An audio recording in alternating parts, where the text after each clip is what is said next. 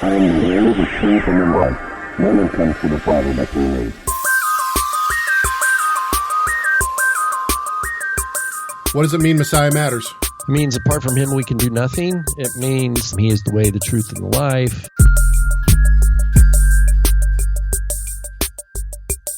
Yeshua is the only way of salvation. He is everything.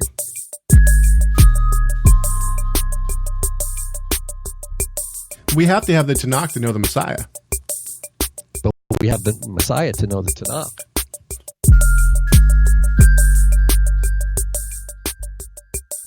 Without Messiah, we have nothing. Basically, it's all about the Messiah.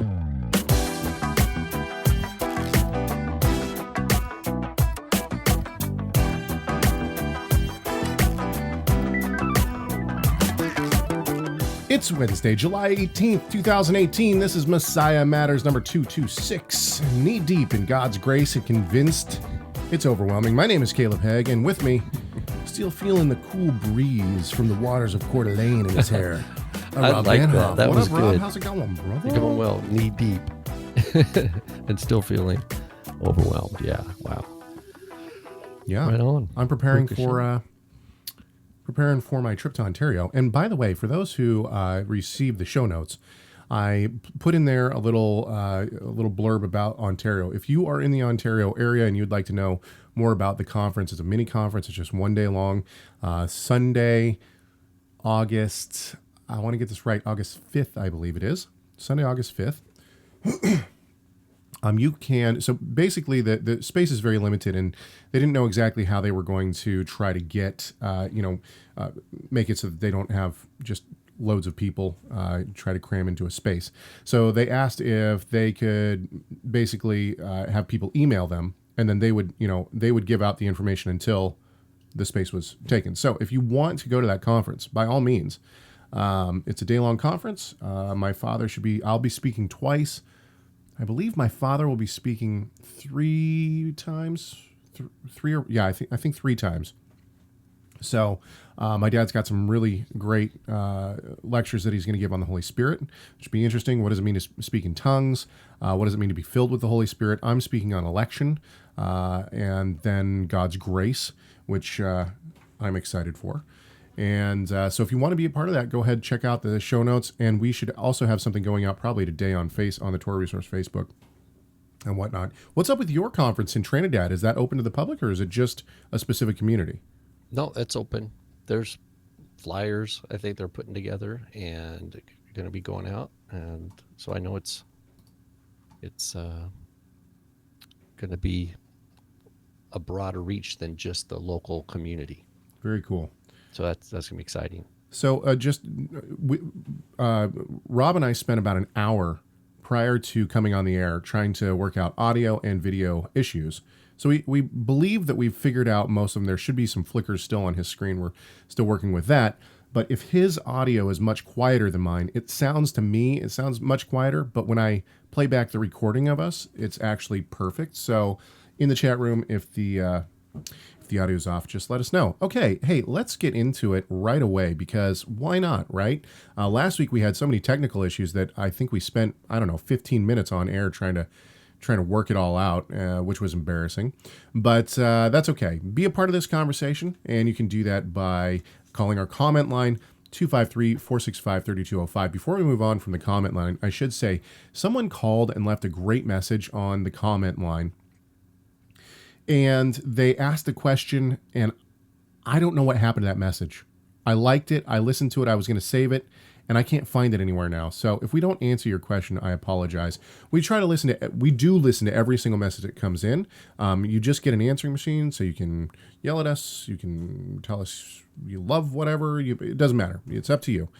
Free reign on the comment. So in other words, if you recently called and left an awesome question, yeah, and you think it might be yours that got lost, call back.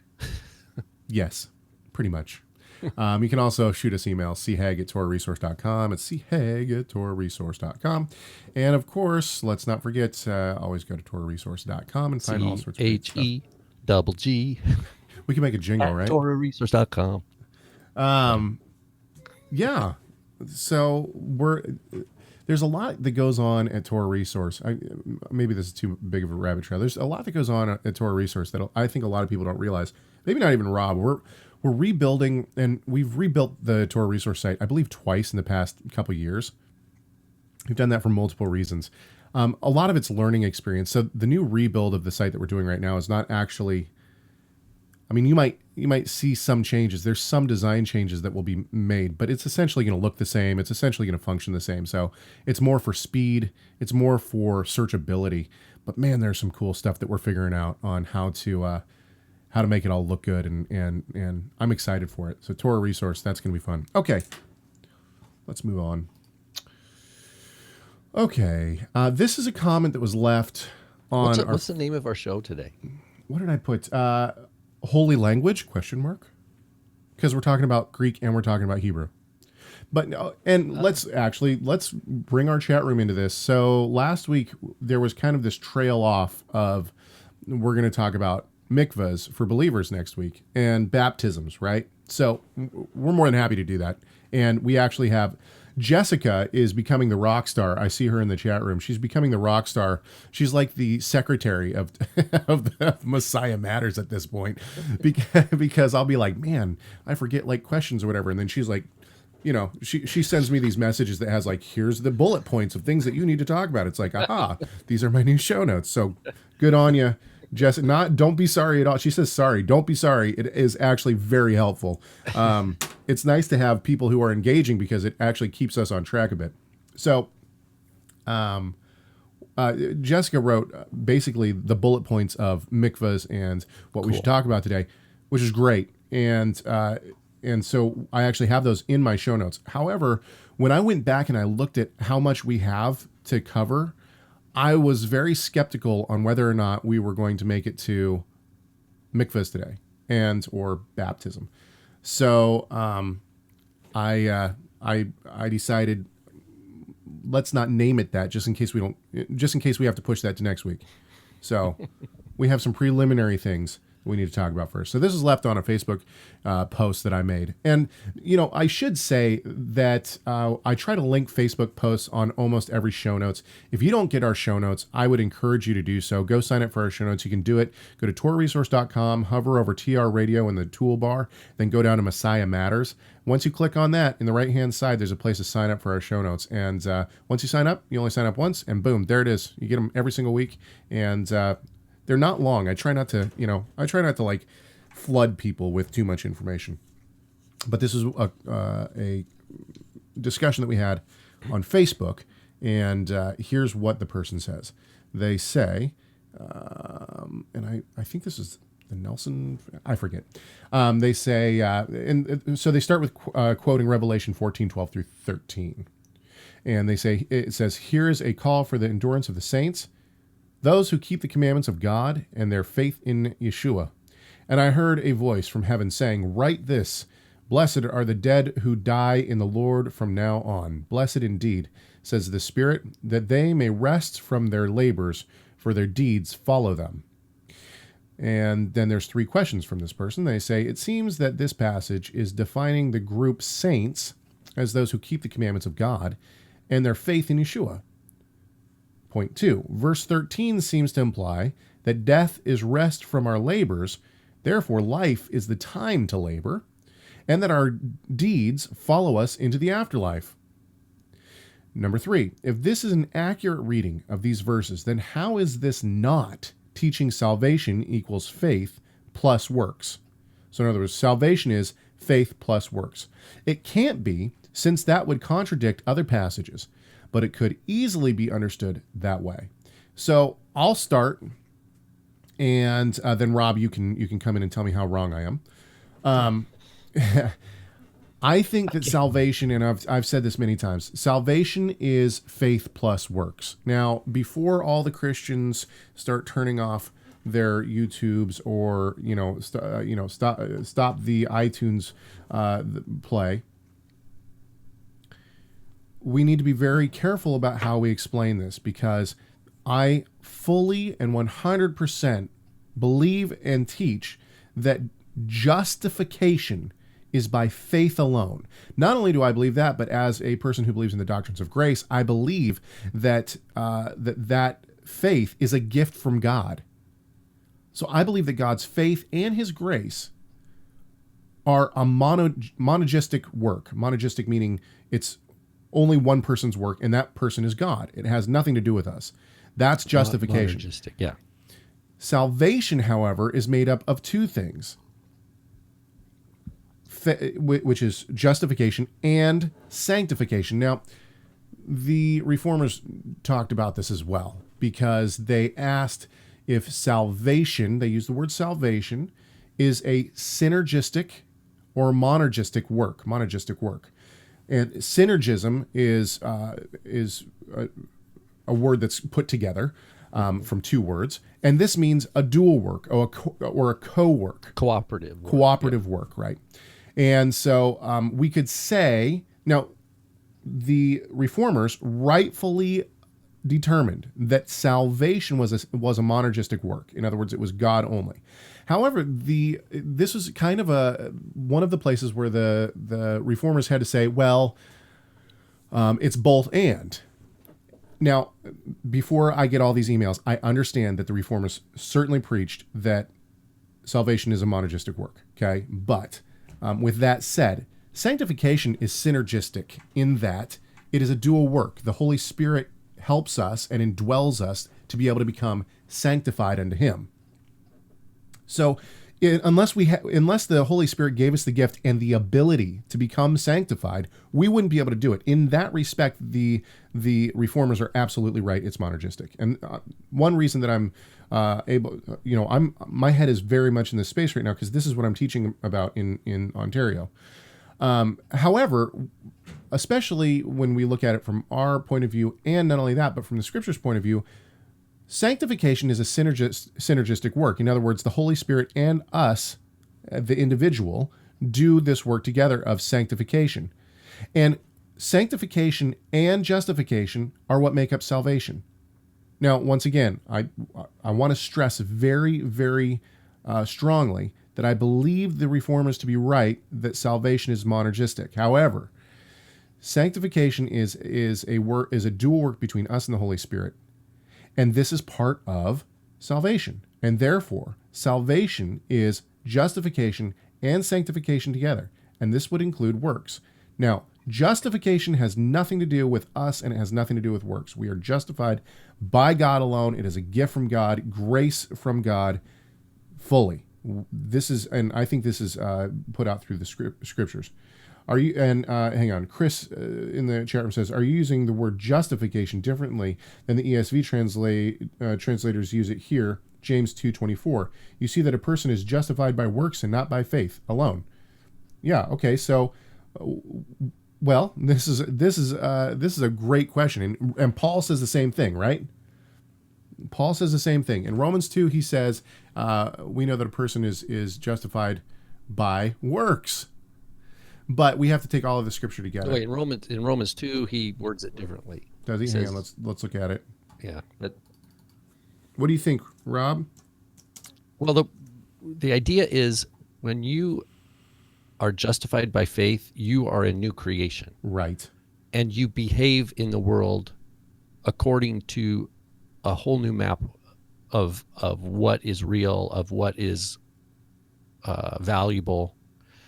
Because if you have the Spirit, as Paul writes in Galatians, if you have the Spirit of the Son in your heart, whereby you cry, Abba, Father, that means you're like with the Lord's Prayer. You're seeking God's will be done. You're seeking His kingdom first and foremost. And what does that mean, though? It's in Messiah, and it's Messiah's resurrection life. 100%. But that is operating in you, and so that is going to. It's not like you're taken out of the world. You're still in the world, but now you're behaving in the world on that foundation of faith. And that is still a term, though you could still call that works. And then you could have another person who's doing something that outwardly looks the same. Oh, that person keeps the Sabbath, or that person, whatever, right. is giving charity. Well, what's the difference between, the person who gives charity, but they aren't a new creation, in Messiah It's a versus hard, the person who's it's a hard giving- issue.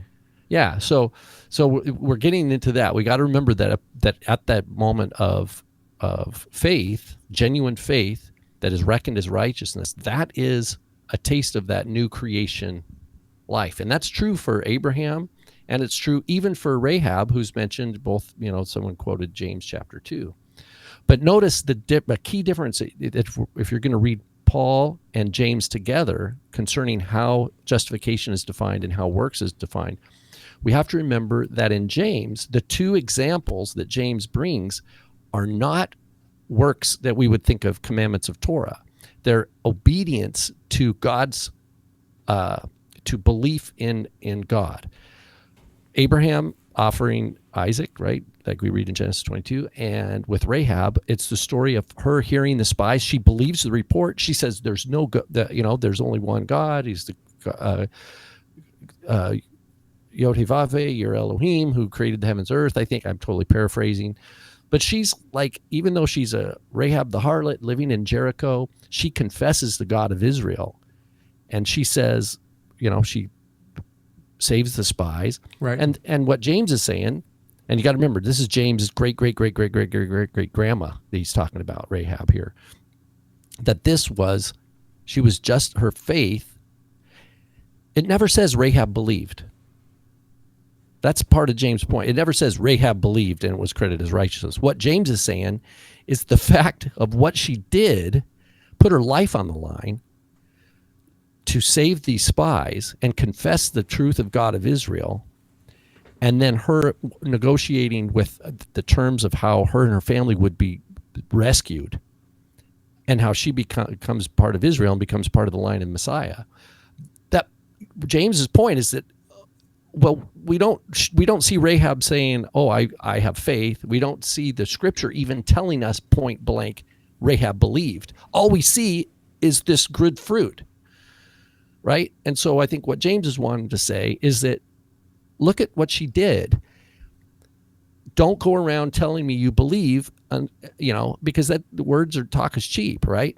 You need to your life, just like Abraham, just like Rahab. And both Abraham and Rahab, by the way, are mentioned in Hebrews 11 by a different author as examples of those people before Yeshua came in the flesh who lived according to new life faith, even when the world was horrible to them, when they were, persecuted, killed, sawed asunder, etc. So, Paul talks about this, and he talks about this exact conversation. Romans 2:13 and following. For it is not the hearers of the law who are righteous before God, but the doers of the law who will be justified. For when Gentiles who do not have the law by nature do what the law requires, they are a law to themselves, even though they do not have the law. They show that the work of the law is written on their hearts. What is this? This is new covenant. That would be Rahab. Exactly. Rahab's a perfect example of what Paul's saying there. She had faith, even though the book of Joshua never explicitly says, and Rahab believed, and it was, she was righteous. It never tells us that. We just see it in there. We see the story and we go, wow. Not only did this woman put her life on the line, right, but she was a harlot. What? Why? What is the scripture teaching us here? And then we have it again with Ruth, of course, later down the road. But James specifically brings up Abraham and Rahab. So we started this conversation, and I'm a spaghetti brain. It's all connected. So we started this conversation. We had like 35 people listening on YouTube, and as soon as we started getting into it, it just went down and down and down until we had like 21. And now it's creeping back up. That's funny. I don't know why, but my video keeps stopping. Oh well, we're fine with it. Okay, so I hope that answers the question. I mean, this is one of those things. I honestly believe that there are some things that are just of God that are way beyond us. We've talked about Trinitarian doctrine, or that Yeshua is God, and how this is ultimately we have to, no matter what side of the fence you're on, you have to throw your hands up and say this is a mystery. Sure. And one last thought too is in John 15, Yeshua talks about, I'm the vine, you're the branch, and I'm going to bring fruit into the world. Okay. Yeshua didn't deliver the souls of the elect from sin so that they would just sit there and not be fruitful, right? In other words, the expectation is that there will be fruit, because that's by design. The inherent logic, just as the inherent logic of the apple seed, given all its necessary, environment according to its design, what will it do? It'll sprout up, and it'll produce apples. Right. So that's what faith is like, right? Yeshua uses the seed example time and time again. That the idea is that the increase comes from God, right? And that it's anticipated. Right. People should be doing good works, right? People should be doing works that correspond with the commandments. Now that people say, oh, you're a legalist, Sorry. Yeah, I'm with you, man. I think that the idea of legalism, I've had this fight before too. What does legalism mean? Well, if you believe that legalism is what, if you believe that the law is what saves you, that's how I view a legalist. I don't believe that Yeshua taught salvation by works. I don't believe that the Bible teaches salvation by works. But that doesn't mean that there isn't law. Right. Okay, let's move on. Now, so for those who listen on a regular... Otherwise, why would we be corrected? Right, exactly. If he says, you're my children, and even in the Epistle of Hebrews, he quotes the proverb about how if you're really a child, then you receive the encouragement, but you also receive correction and instruction and you rebuke when it's necessary. Why? Because our behavior matters to the Father. Right. It's not like, we're brought into this chaotic freedom where we just do whatever impulse is triggered at the moment, right? I'm with you. Sorry. I know. Okay, so Mauro, I think his name is Mauro, Mauro, in the chat room actually makes a great lead in here. He says, anybody want to send me some free resources? Shalom. Yes, absolutely. Go to TorahResource.com. Go up to the library, hover over library, and go down to articles. Click on that. You have over 100 free articles to download, scholarly articles, tons of free resources there. Also, for a Torah portion, you can go by 1 year or 3 year cycle and download. I'm not sure if the audio's up there, but I know at least Tim Hagg's written notes for the whole Torah. Any Torah portion, whether you're first or 1 year or a 3 year, is up there, right? Yeah, so that's all available. And we just posted the links in the chat room for Mauro to be able to click on those, go to those, and figure that out there, what you would like to read, or it's all free. Okay, so for those who listen to this show on a regular basis, you know that we have instituted paid credits. And basically, you can become an executive or an associate producer of this show. We are in the summer quarter, and when you become a credited producer, then you pay for an entire quarter, not just 1 week or anything like that. You pay for an entire quarter. Oh, and that reminds me. Well, since we're doing this now, let's go ahead and roll through our credits right now. Our associate producer is Gary Elkins, executive producer Bob Miller. Another executive producer is Larue Miller.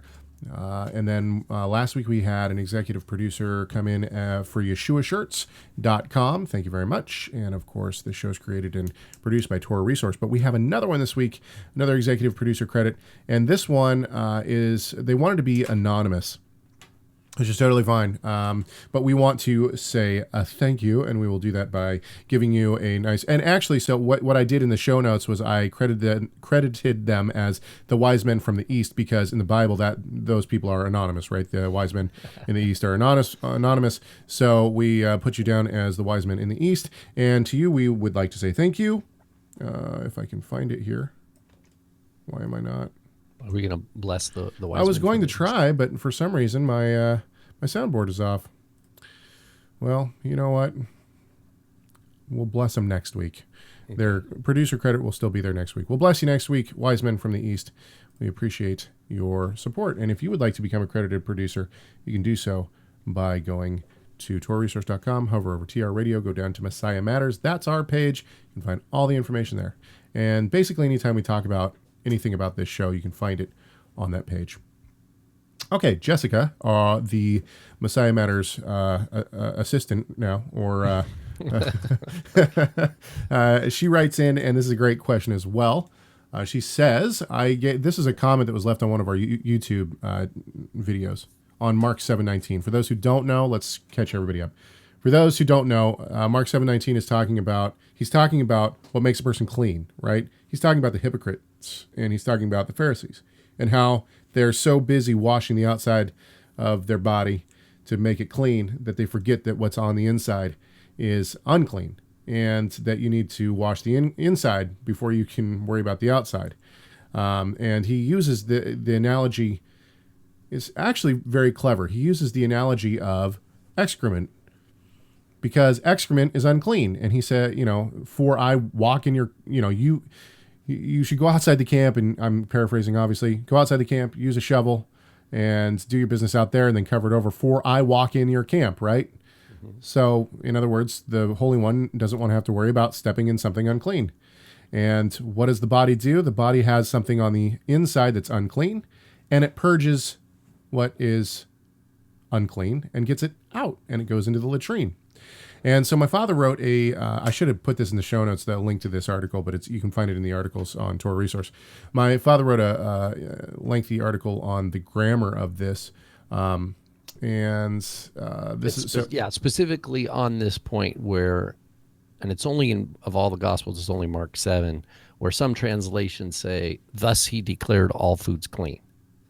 Right, exactly. So in some of your newer translations, I should say, you'll see that it says, and thus Jesus declared all foods clean. And this is a commonly used passage for people in the mainstream Christian church to say, see, look, the kosher laws have been done away with. However, if you look in your King James Version Bible, I think it's in the New King James as well, if you look in your New King James Version Bible, it says, thus purging all foods. So that's seems like quite a big difference in English, thus purging all foods and thus declaring all foods clean. However, in the Greek, it matters grammatically. It just hangs on the grammar of the structure of the actual verse. So my father wrote a lengthy paper on this. You can find it at Torah Resource. And this is what Jessica says. Jessica says, I gave the Mark 7:19 article to a seminary-trained family member of mine who studied Greek and Hebrew and asked him to comment on the linguistic analysis presented. He replied as follows. Now, I assume that this is word for word. She copied and pasted this. This is a quote. The author seems to grasp the issue at hand, that the participle must have an antecedent that matches its own gender, case, and number. This is applied in the verb, not the pronoun, lege, he said. As he states, this is the most obvious reading of the text, page 17. The verse should be translated, he said, cleansing all foods. Are you so lacking in understanding also? His case against this is faulty for two reasons. One is the assertion that katharizo has an alternate meaning of purge. Now, my father and I actually sat down after we read this. I sent it to him as well. And we did a study, just a quick search. It wasn't really a study. We just did a quick search in the Septuagint of this word katharizo. And I would disagree with the idea that this never means purge. I think it's pretty obvious. There's several. Now, granted, there are several places where it obviously means to make clean. But we have to. There's so many ways to tackle this question. But if the first point he makes is that you have this participle, which is translated in the King James as purging, right? Purging all meats, needs to have an antecedent, because remember, a participle in Greek does not have a. It needs an actor. You need to know who is doing the action. This is going to get technical for those who are listening, but hang in there with us. Yeah. So what this response to Tim's article, and it's the same stance taken in many translations, is that the antecedent is this verb lege, which is the first word of verse 18. But we're looking, the participle doesn't occur till towards the end of verse 19. So it's a pretty big stretch to suggest that the person who gets to the participle needs to remember a word that was like 25 words earlier.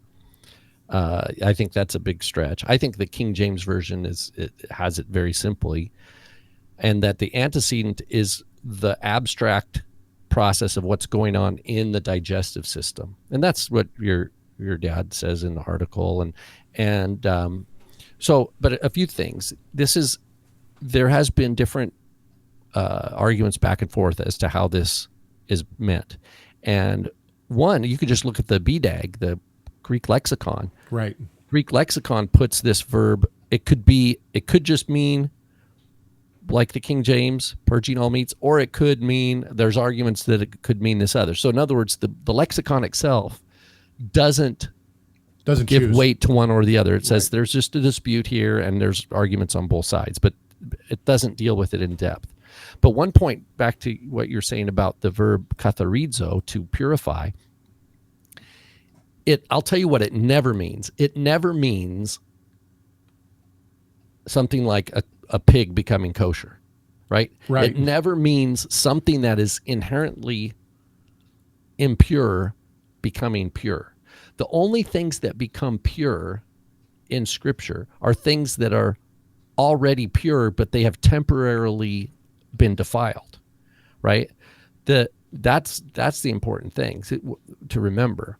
So when you see a person becoming declared clean, they were clean, and then something happened and they lost that status, and then the Torah gave the prescription as to how to get back, and under the proper, priestly supervision or what have you, all the things were done correctly, and then it's clean again. Okay, so the verb could be used in that situation, or a temporary bodily discharge, any of these things that, male or female, that would take a person who's inherently clean, shift their status to impure.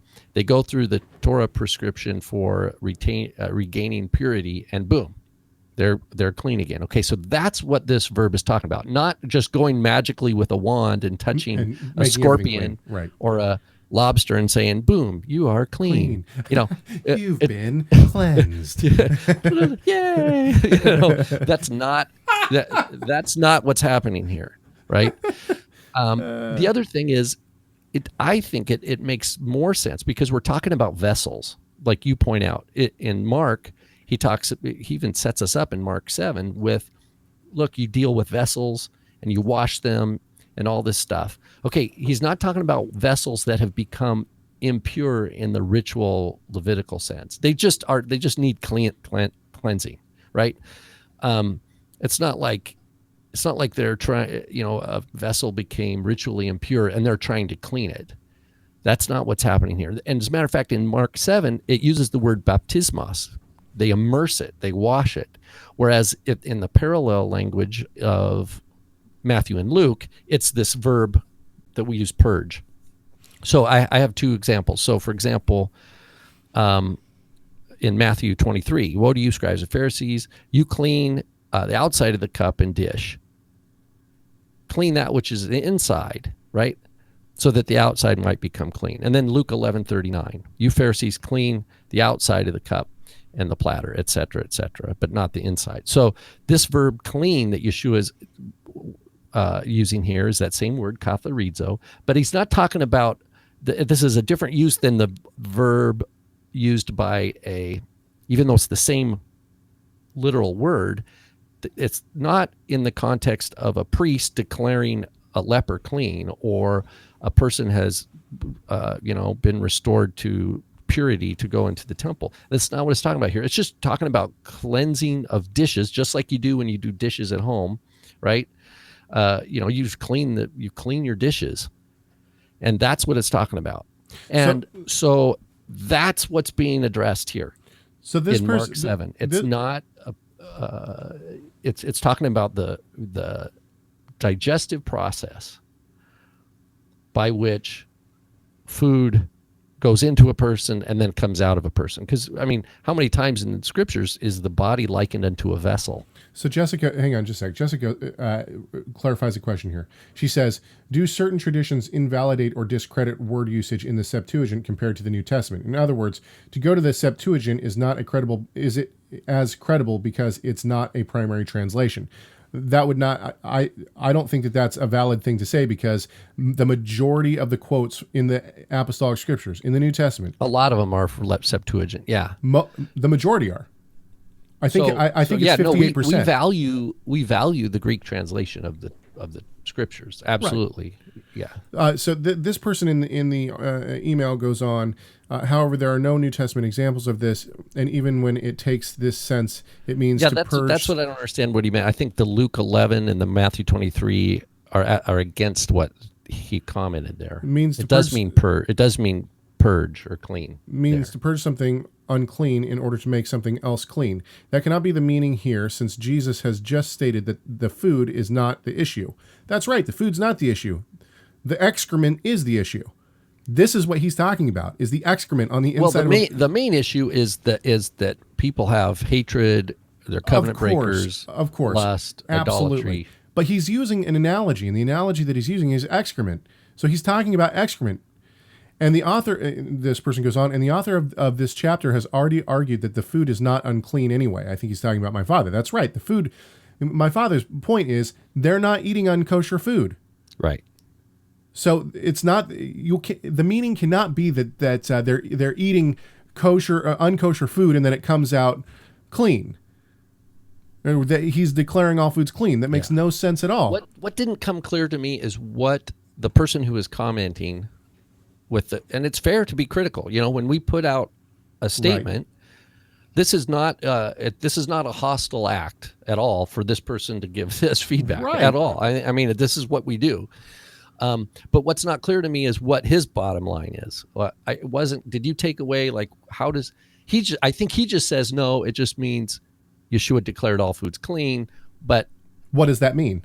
What you're asking is, what does that mean? What does that mean to this person? In other words, are you then suggesting that Yeshua is saying that all food is kosher now? Or are you just saying, because, I mean, we could, if we took the translation, thus declaring all foods clean,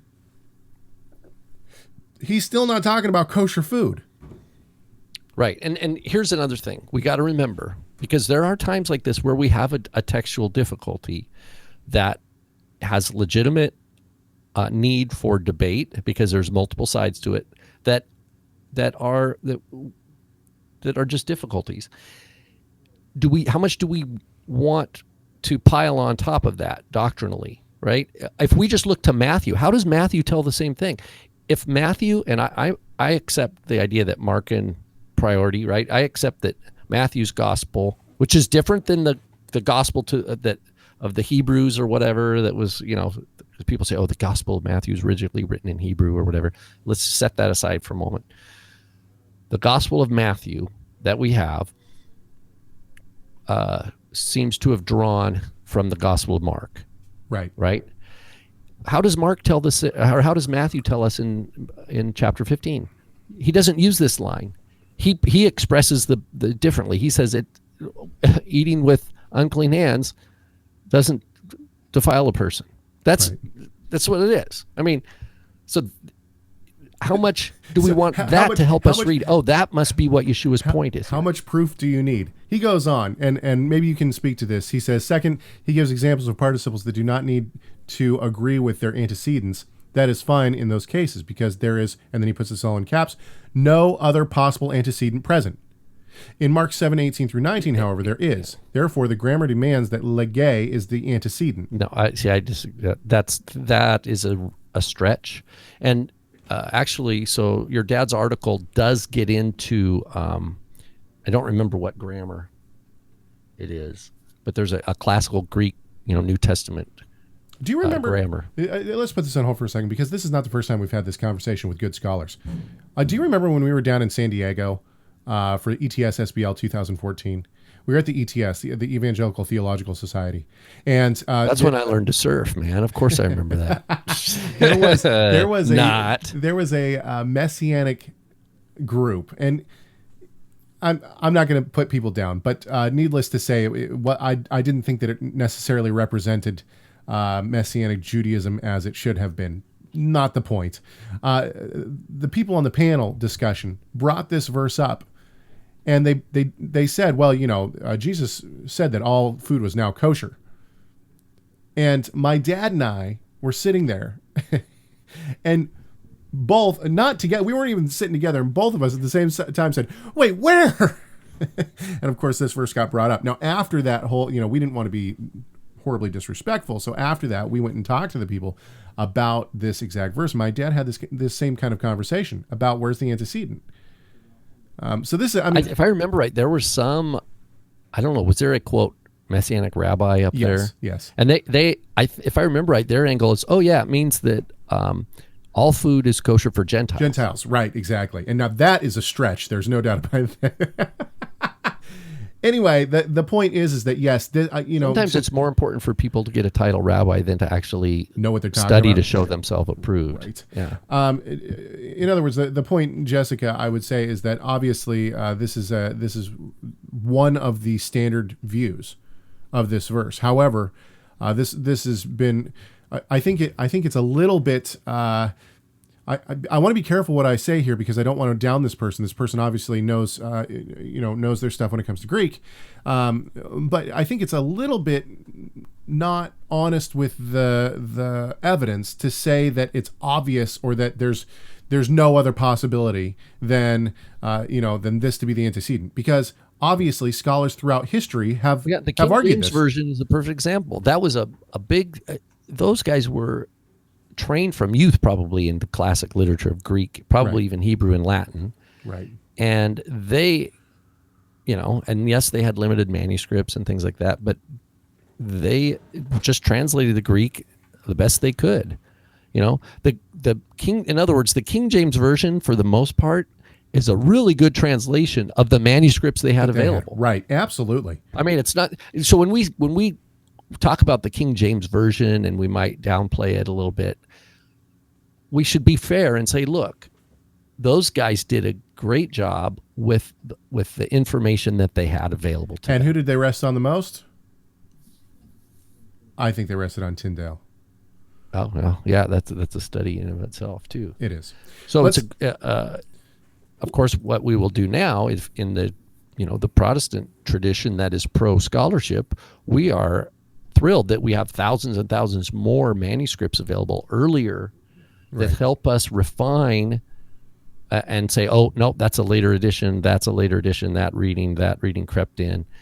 And, we're confronted with a bigger problem. Right. But this is our freedom in Messiah. Our freedom in Messiah is that I don't have to have some guy saying, oh, if you don't use the King James, you're going to hell, No, to be free means we stand and we have a greater responsibility. But God doesn't want us to bury our heads in the sand, right? And pretend that we don't have to think anymore. We don't have to be challenged or have difficulties, We do have difficulties. But yeah, I think that in this, I say go King James with Mark 7:19. Well, you heard that. Okay. So let's move topics now, and we'll just let everyone know again, become part of the conversation, 253-465-3205. That's 253-465-3205. Send us an email, chegg, CHEGG, @TorahResource.com. Okay, let's move on. Now, this was an interesting one. And I don't have a whole lot to say about this, but I'll let Rob take over. Is this the vowels one? Right. However, I will say this. This is the first thing I'll say, and I'll even say it before we even read the email. This was sent to us. Somebody said that somebody else was teaching this, and they wanted to know our thoughts on this. The Hebrew roots of Messianic movement, I think, are the only people who believe that Hebrew functions totally different than any other language on earth. You couldn't do this with any other language on earth. And if you did, people would think you were totally nuts. But instead, Hebrew is magical and mystical in that it functions like it's not a language. It's rigid, it's strict, you have to do it just like this. And if it's corrupt, it's no good anymore. Let's read this. Well, here I'll share. I don't have permission to share the email, so what I'll do is I'll just read the basic point here. Now, the person who sent this encountered this teaching somewhere, so I don't know. I think we can read this email. Nobody knows who it is. Okay, so this person they say that they wanted to research the Hebrew letter Aleph. It says being the first letter in their alphabet had in many cases been changed by the Masoretes from capital A to a capital E in suspicious places. Okay, so that's the premise here. Still, the capital A remained in Adam. So the word Adam, which starts with an Aleph, right? How do you spell Adam in Hebrew? Aleph, Dalet, Mem, Adam. So we have it Adam, yet in the places of the Almighty One, that is for the word Elohim, which also starts with Aleph, they gave it an E sound. And then they put an O vowel between the L, the Lamed, and the He, making Elohim. So in the original pure Hebrew, before the Masoretes got involved, there was only consonants. And as a result, not trusting the scribes that our Messiah warned us about, I've decided to restore the A to where I feel it should be. Hence, Allahim. Okay, hang on just a sec. Now, this is something, and both Rob and I were talking about a little bit about this before the show. The Masoretes did not invent sounds. No, I know. Well, I have to say this last bit. Perhaps the Jewish religious order were trying to get as far away from Arabic as they could. Okay, so he's saying Yeshua says be careful of the scribes, which obviously was 2,000 years ago. And then he's talking about the Masoretes getting away from Arabic, which is like so 800 he's suggesting years later. that Arabic, which is Islamic culture in the 7th, 8th century, influenced the Masoretes to change the vowels so that they would be different from Arabic sounding. And one is that Aleph, every time you see an Aleph, it should have, presumably, I don't know if he says I don't know if he says Allah, Allahim, or if he says Allahim. But this is really silly. It's silly on a number of levels. Well, the point is that, look, the Masoretes, and if you don't know what the Masoretes are the people who continued on a restored Aleph Bible. Like, I've gone through the whole Tanakh, and everywhere there's an Aleph, I've restored it to an Ah sound so that you're reading the scriptures. The point is that the Masoretes didn't come in and create new sounds in the Hebrew language. It's ridiculous. What they did was they pointed it so that people wouldn't lose the sounds. To preserve the sound. Right, exactly. Here's some examples of what we know. So this person mentioned the word Adam. Well, if Ah is good enough for Adam, it's good enough for Allahim, right? Because it's an Aleph. Well, here's some important thoughts on this, is that if you look, I said you don't even have to go to the Masoretes for this, right? You can go to the Septuagint. Right. Because we have a 3rd century BC Greek text that is has many transliterations, particularly with names, right? Words that you don't translate, words that you just try to sound them out phonetically. So, for example, Adam, we have Aleph or Alpha, Delta, Alpha, Mu. So Adam, that's where we get Adam. Abraham is Abraham. So we have 3 A's there, 3 alphas, but there's only one alpha one Aleph in Hebrew, Avraham. But look at this, the same scribes that transliterate the Aleph, like in Adam and in Abraham, with an A or with an alpha, look at what they do with the name like Ephraim. So one of the tribes, right, one of Joseph's sons, Ephraim starts with an aleph, but it's spelled with an epsilon in Greek. Or how about Esther? Right. Esther in Hebrew starts with an aleph. How did the Greek Jews, these Greek priests, transliterate it? They transliterate it with an epsilon, Esther. There's many more of these. Eleazar, Eliakim. These are all that start with aleph lamed for El. And you can go on and on. Here's another one. Edom. Edom, right? Aleph, Dalet, Vav, Mem is spelled in Greek with an epsilon, delta, omega, mu. Edom. Elizabeth, right? And then there's like Ithamar, one of the priests. Ithamar. They start that now. It starts with an aleph in Hebrew, but it is vocalized with a hirik yod, Ithamar, and in the Septuagint it's spelled with a yoda. It starts with a yoda. So I think one of the basic things that needs to be remembered here is this: why did God choose Abraham? Well, nothing of Abraham. Because he liked the olive. It's No, like, hey, our names start with the same letter. Why did he choose a slave nation? Why a shepherd nation that would become a shepherd people that would become a slave nation? Because they were the lowliest. They were the most common. They could be overpowered by a country and to show that it is God's power. To show that it's God's power. So why would we think that a shepherd people who become a slave nation have a language that's holy? It's common. That's the point. Is that it was the most common language. And you know how we can prove this is that the apostolic scriptures. Caleb doesn't mean that it was everywhere. He just means it was just the a human language. Right, exactly. Right. And it split off into many different languages, right? Hebrew and you have all these languages that are similar. Arabic is one of them, call Semitic languages. Languages, right? And how do we know that this was that it was a common language? Well, the reason why is because when the Almighty decided to inspire the apostolic scriptures, he did it again in the most common language. The common language of the time was Greek. It wasn't Hebrew anymore.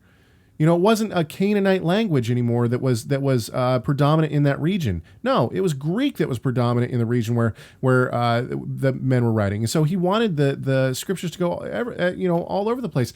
And he uses two different languages in the scriptures because it's not holy. It's not a holy language. It's a common language. And not only that, there are other words. We've got Aramaic. We've got Akkadian. We've got Akkadian, Sumerian, Persian, Egyptian, along with Greek, Latin, later. I mean, it's like this is the world. We live in a world where, we've got cultures and languages that, rub up against each other and influence one another. But the point is that Hebrew needs to be treated like any other language. It's not holy.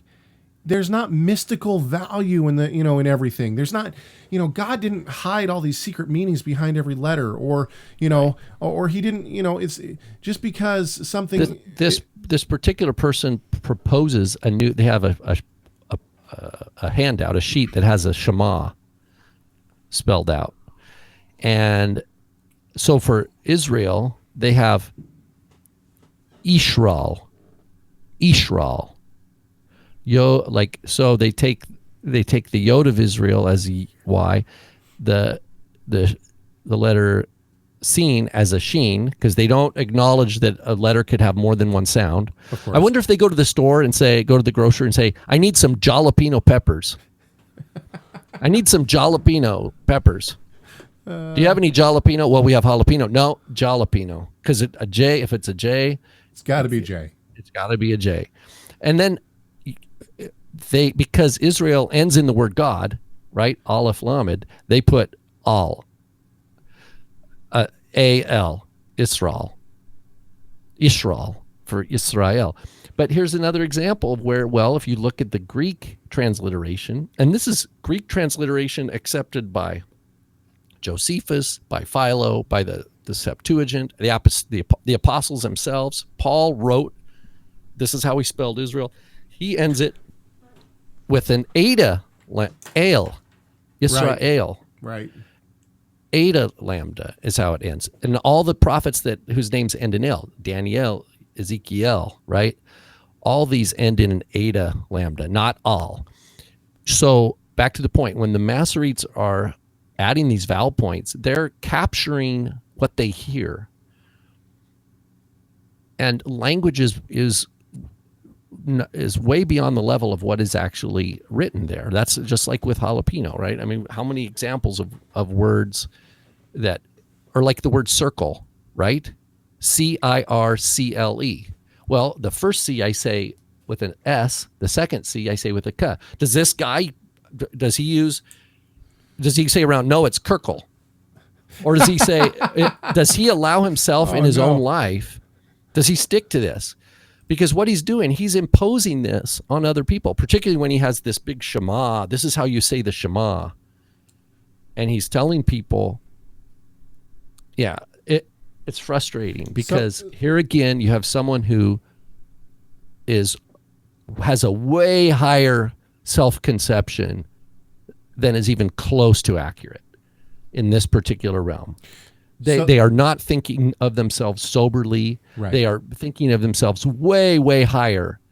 And that's scary. That should put the terror of God in all of us. If you remember back to the Torah portion that we had a couple weeks ago in the 3-year cycle, is why does the king in Deuteronomy, it talks about the king will write the Torah and he will read it and meditate on it day and night. It's so his heart won't be lifted up above others, above his brothers. What I see here is this person is saying, you know what? I don't care what the ancient Greek Jews did. I don't care. Even at Qumran, he talks about the O. We have example after example. For example, at Qumran of the word Elohim, spelled Aleph, Lamed, Vav, Hey, Yod, Mem, Elohim, where they put the Vav for the O. The Qumran group was not Masoretic. And not only that, we have in the Greek Jewish tradition, we have words like Elohim transliterated with an omega. Even in the gospel where Yeshua's on the cross, Eloi, right? It's epsilon, lambda, omega, Elo. It's the implication is that there's the holum there, whether it's represented by just a simple dot or whether it's a holum with the vav. What this person is doing is saying none of that matters. Right. I have the truth. I'm restoring it, and this is the proper way for you to recite the Shema. And he can't even read Hebrew.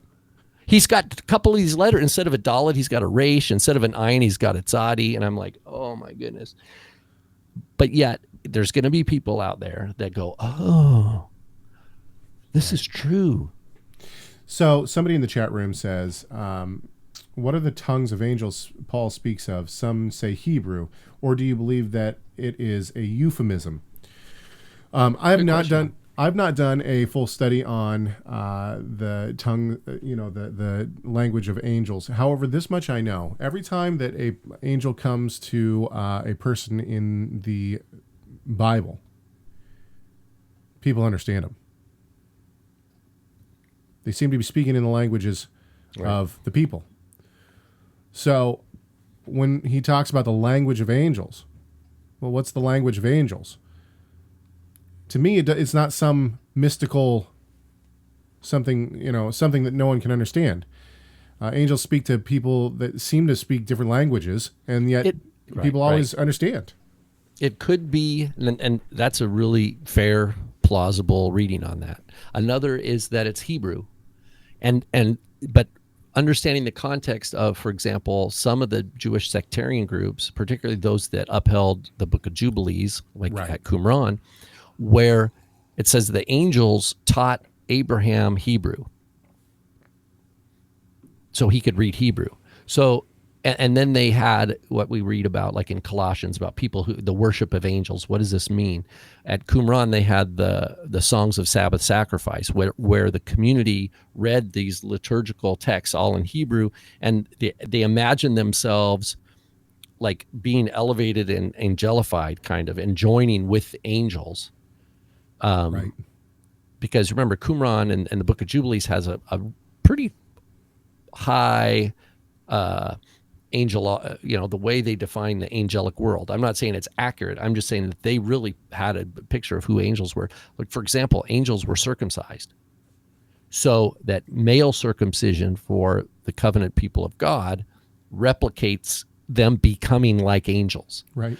So when Paul says, if I speak with the tongue of angels, he could be using that in a hyperbolic kind of sense, right? Because people are like, oh, if you don't learn Hebrew, if you don't speak in the tongue of angels.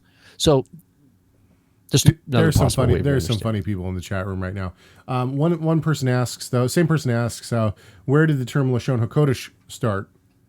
Meaning the holy language, Hebrew as Lashon HaKodesh. That starts in that same realm of Jubilees.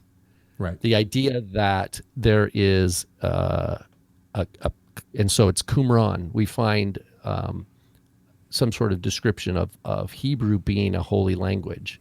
But here's we have to remember that the Qumran use of Hebrew was markedly different than Jerusalemite Hebrew in sectarian texts. In other words, it would be like the British saying our British English is holy, and at the same time saying American English is common. So it's the same. So at one level, it's the same language. We're mutual. We can understand each other. But the Brits might say, well, ours is holy. In other words, the way we speak, the specific nouns we use, where you Americans have vulgarized it. You're barbarians because you say tomato instead of tomato. We have to remember that in the earliest use of the idea of a Lashon Kodesh, right, like a Qumran, it's in that context. It's very sectarian. It's not Jew versus Gentile. It's Jew versus other Jews that aren't good enough. Right? Because they're not holy like we are. And that's so important. By the time we get into the later idea of an ideology of Hebrew as a holy language in the rabbinic world, it's way past the sectarianism of the Second Temple period has all faded, and you have pretty much boiled down to the rabbis in their own discourse over against like a Gentile language. Right. And ultimately, that's the rejection of Greek. It wasn't at first. In the earliest strata of rabbinic literature, there's no problem with the Greek Torah scroll. There's no problem even with Greek in your mezuzah, for example. But at some point before the rise of Islam, probably because of church presence, Christian presence in the land of Israel, Greek became like almost kind of forbidden. Like we don't learn Greek, which means what they did, the rabbis, when they start pushing that, they kind of ghettoize themselves by saying, look, we are going to just stick with this holy language, and we cut ourselves off from all Jewish Greek tradition. But this also had to do with the split, which is sad, with the division of the ways.